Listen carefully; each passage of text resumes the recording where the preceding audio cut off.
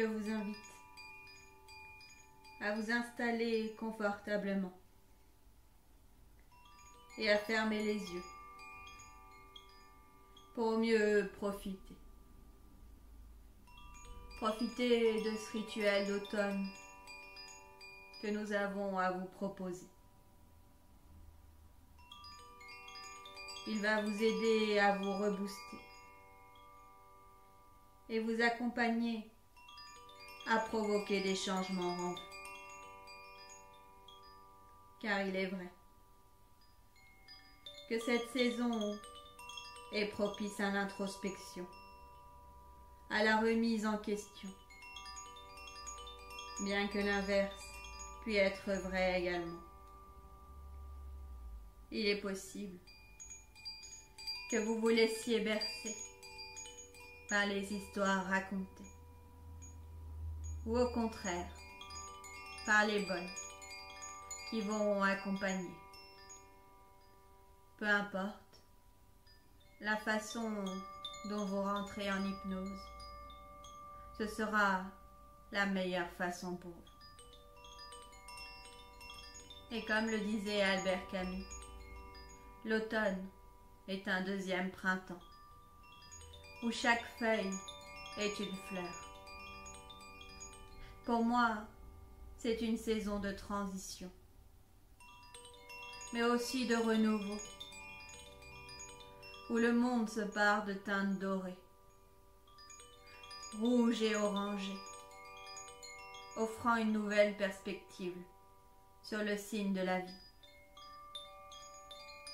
Comme si la vie offrait des couleurs au monde pour transiter vers un moment de douceur. Et la douceur pourrait s'inviter après cette séance. Vous pourriez très bien vous sentir relaxé, reposé, prête à affronter ces quelques mois avant la belle saison. D'ailleurs, en parlant de saison, ça me rappelle une histoire. L'histoire de cette femme qui vivait dans un appartement en centre-ville, entourée de hauts immeubles qui semblaient dévorer le ciel. Depuis quelque temps, elle avait remarqué que la lumière dans son salon semblait fade, comme si quelqu'un avait baissé l'intensité d'une lampe. Chaque matin, elle ouvrait les rideaux, mais la lumière ne parvenait jamais vraiment à inonder la pièce. Elle se sentait engourdie, comme si l'énergie qu'elle possédait autrefois s'était évaporée. Elle décida de consulter un électricien, pensant que le problème venait de ses ampoules ou du circuit. Mais tout fonctionnait parfaitement. Il n'y avait rien à réparer. Pourtant, elle savait que quelque chose n'allait pas. Elle se réveillait fatiguée, ses pensées lourdes comme des poids qu'elle trimballait, et la simple idée de sortir de chez elle lui semblait un défi bien trop dur à relever. Elle se souvenait d'un été déjà lointain, où la lumière remplissait chaque coin de son existence, où tout paraissait plus simple, plus joyeux. Mais cette époque semblait appartenir à une autre vie. Maintenant, elle vivait dans un monde terne, où même les rires avaient perdu leur éclat.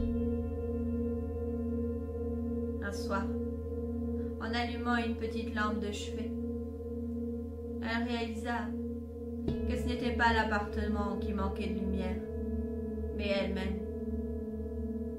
C'était comme si quelque chose en elle s'était éteint. Une petite flamme qui jadis illuminait tout. Elle comprit que ce n'était pas une question d'ampoule ou d'électricité, mais que ça venait d'elle-même. vrai que depuis quelque temps, elle s'était renfermée sur elle-même. Elle aurait pu rester coincée dans cette situation. Mais je crois que ça ne lui ressemblait pas. Elle qui était autrefois si enjouée, qui rayonnait, elle qui avait tant de joie à offrir. Les murs de son appartement semblaient l'enfermer. Mais au fond, c'était ses propres peurs qui l'avaient emprisonnée. Une idée germa alors en elle. Elle se questionna sur ses envies, sur ses besoins. Et est-ce qu'elle pourrait tenter pour s'épanouir de nouveau? Les jours suivants, elle se força à sortir. Ce n'était pas grand-chose au début. Une marche dans le parc en bas de chez elle, sentir l'air frais sur sa peau, observer les feuilles trembler sous le vent. Chaque sortie lui demandait un effort intense. Mais elle sentait que quelque chose en elle bougeait. Elle commença à reprendre contact avec d'anciens amis, à faire de nouvelles activités, à redécouvrir des petits plaisirs oubliés. Au fur et à mesure des jours, elle réalisa que la lumière qui semblait si terne dans son appartement laissait maintenant place à une nouvelle clarté. Ce n'était pas que les immeubles avaient disparu, non, ni que le ciel s'était soudain éclairci. C'était elle qui avait changé, sa perspective, sa manière de voir les choses. Parfois, nous laissons la lumière en nous diminuer, en pensant que cela vient de l'extérieur, alors qu'il suffit parfois de trouver ce qui nous fait du bien pour la rallumer. J'aimerais continuer en vous racontant l'histoire de cet homme qui, chaque été, passait ses journées à surfer sur les vagues, la peau chauffée par le soleil. Et cette année, tout allait changer. Pour pouvoir le vivre au quotidien, il avait pris la décision de déménager au bord de la mer pour en profiter. Pourtant, il n'avait pas prévu que la météo se jouerait de lui. Depuis des semaines, une pluie fine, incessante, tombait sans relâche. Le ciel était gris, sans fin, et l'eau se mêlait aux vagues, comme si la mer et le ciel ne faisaient plus qu'un. L'homme regardait souvent par la fenêtre de sa petite maison, espérant que la pluie cesse. Mais chaque matin, le spectacle restait le même. Les gouttelettes frappant les carreaux, un rideau de gris étouffant le paysage. La première semaine, il s'était contenté de rester chez lui, persuadé que la pluie finirait par cesser. Mais plus les jours passaient, plus il pleuvait. Chaque matin était une répétition du précédent. Le monde semblait arrêté. Ses vêtements restaient humides, et la perspective de beaux moments semblait elle aussi avoir disparu sous cette pluie persistante. Il décida alors de ne pas se laisser abattre et de sortir tout de même sous cette pluie glacée. Il marcha sur la plage déserte, ses pieds s'enfonçant dans le sable humide. L'air sentait le sel, l'humidité, et il ne ressentit aucun apaisement, aucun plaisir. Ce n'était plus la mère de ses souvenirs. Ce n'était pas ce qu'il avait espéré. Il vit au loin un parapluie rouge. La personne se tenait là, immobile, regardant l'horizon. Pris de curiosité, il s'approcha. « Vous attendez que la pluie s'arrête ?» demanda-t-il en souriant. La personne le regarda, secoua la tête. « Non, je profite. J'aime l'odeur de la pluie, son bruit. » L'autre homme resta silencieux, ne sachant plus quoi répondre, un peu interloqué.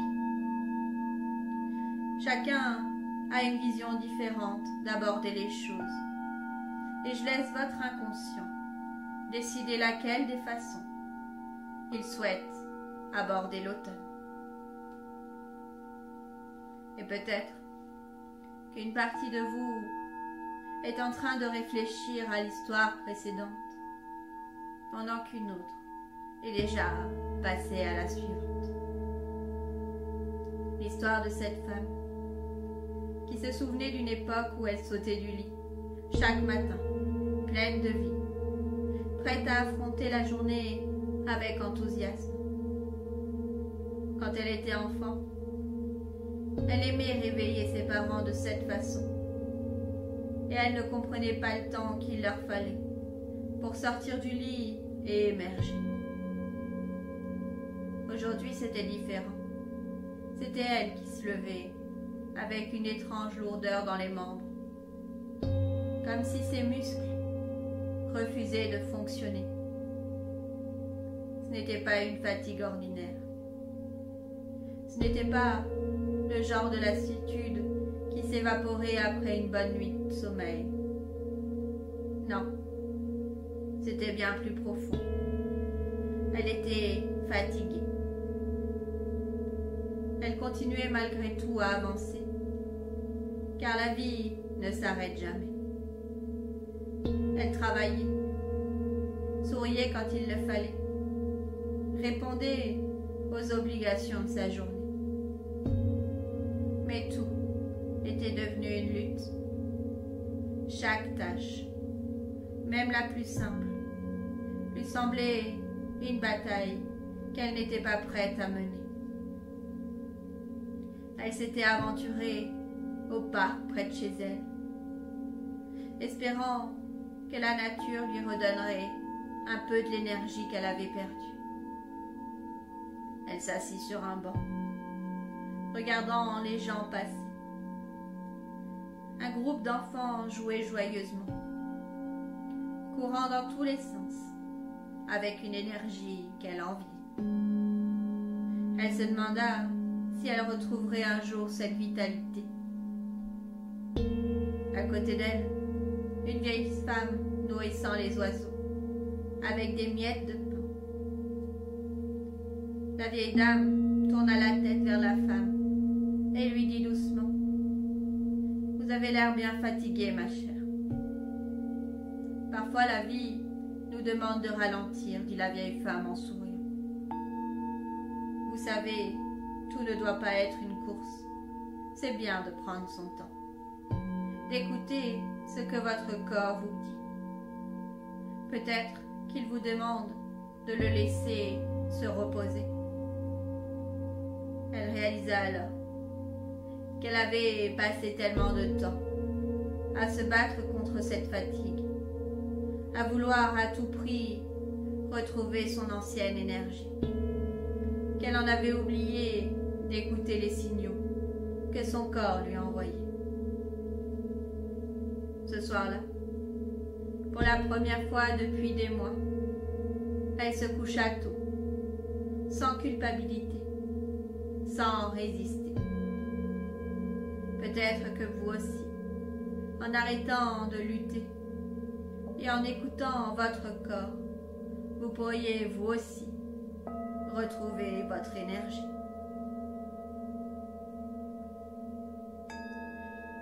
J'aimerais à présent vous parler de cette femme assise dans le train qui la ramenait chez elle. Elle observait le paysage défiler à toute vitesse, comme hypnotisée. Elle retournait à sa vie habituelle, après un beau week-end écoulé avec son fiancé. De retour dans son petit appartement, elle posa sa valise, regarda autour d'elle. Tout était exactement comme avant. Le même canapé, les mêmes livres empilés sur la table, les mêmes murs blancs. Pourtant, quelque chose avait changé. Elle ne savait pas le nommer. Comme si elle avait un vide à l'intérieur d'elle qu'elle n'arrivait pas à exprimer. Le lendemain matin, elle reprit le chemin du bureau. Les rues lui semblaient étrangement familières, comme si elle n'était jamais vraiment partie. Les mêmes visages croisés, les mêmes discussions répétées. Elle avait l'impression de revivre exactement les mêmes journées. Rien ne changeait. Plus les jours passaient, plus elle ressentait ce vide, une absence d'excitation, de nouveauté. Elle se surprenait à rêver éveillée, se revoyant avec son fiancé la semaine passée. Elle se sentait prisonnière de cette routine qui ne lui laissait aucun espace pour respirer. Un soir, alors qu'elle rangeait son bureau, elle trouva un carnet qu'elle avait acheté lors de son échappée, mais qu'elle n'avait jamais utilisé. Elle l'ouvrit, commença à écrire. Elle écrivait tout ce qui lui passait par la tête, comme pour décharger son flot de pensées. Elle se rendit compte qu'elle en avait des choses à vider, non exprimées, des pensées qui la remplissaient, qui l'encombraient. Une fois ces mots posés sur papier, elle se sentit comme libérée, sereine, prête à avancer. Je ne connais pas la suite de cette histoire. En revanche, ce que je sais, c'est qu'écrire pourrait vous donner, vous aussi, de nouvelles idées.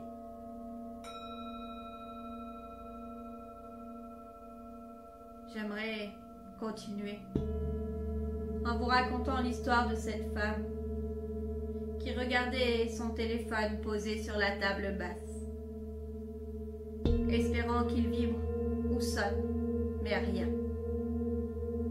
Cela faisait des jours que personne ne l'avait appelé et que les messages s'étaient raréfiés.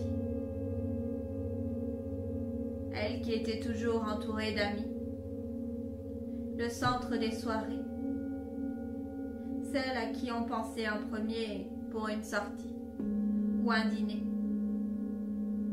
Mais récemment, les invitations avaient disparu et elle ne comprenait pas ce qu'elle avait fait de mal. Elle se souvenait des rires partagés, des longues discussions jusque tard dans la nuit, des moments d'insouciance où la solitude semblait un concept lointain. Elle avait beau chercher au fond d'elle ce qui clochait, elle ne trouvait pas. Elle avait bien tenté de reprendre contact, envoyer des messages pour organiser quelque chose. Mais les réponses se faisaient courtes, un peu distantes. Chacun semblait occupé, pris dans sa propre vie, et les excuses se multipliaient. Elle se sentait frustrée. Elle aurait aimé qu'on lui explique, qu'on s'intéresse à ce qu'elle ressentait. Bien déterminée à trouver ce qui coinçait. Elle se rendit dans son café préféré. Cet endroit était son refuge, un lieu de rencontre spontanée avec des amis qui s'arrêtaient pour un café. Mais aujourd'hui, elle s'assit seule à une table près de la fenêtre, observant les passants. Elle sortit un livre, espérant se distraire, mais les mots dansaient devant ses yeux, sans qu'elle ne parvienne à se concentrer. Son esprit était ailleurs, se demandant comment elle en était arrivée là. Comment le cercle d'amis qui l'entourait autrefois s'était effrité, la laissant avec ce vide, cette impression d'avoir raté quelque chose. Elle rentra chez elle, dépitée, elle qui avait toujours été forte, indépendante. Elle ne savait pas quoi faire pour changer les choses. Elle était complètement dépassée. Pour la première fois de sa vie, elle se sentait rejetée, mise de côté. Alors qu'elle rentrait chez elle, son téléphone vibra. Un message apparut. Désolée pour le silence. On pensait que tu avais besoin de temps pour toi. On a tous remarqué que tu semblais distante ces derniers temps.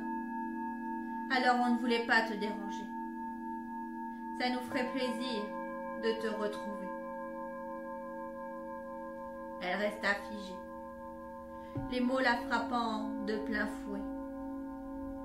Tout ce temps, elle avait cru être rejetée, mise de côté, alors que ses amis pensaient simplement lui laisser son espace de liberté. Ce qu'elle avait pris pour de l'indifférence n'était qu'en fait qu'un malentendu. Parfois, nos propres interprétations, suppositions, peuvent nous isoler davantage de la réalité. En arrêtant de supposer, vous pourriez enfin trouver la paix. Imaginez à présent que vous êtes un jardinier en automne et que chaque doute ou incertitude est comme une feuille morte tombée au sol. Avec confiance, vous les ramassez doucement, les rassemblez en atta, non pas pour vous en débarrasser, mais pour en faire un précieux compost. Vous savez que ce compost nourrira le sol, apportant des ressources nouvelles à vos racines.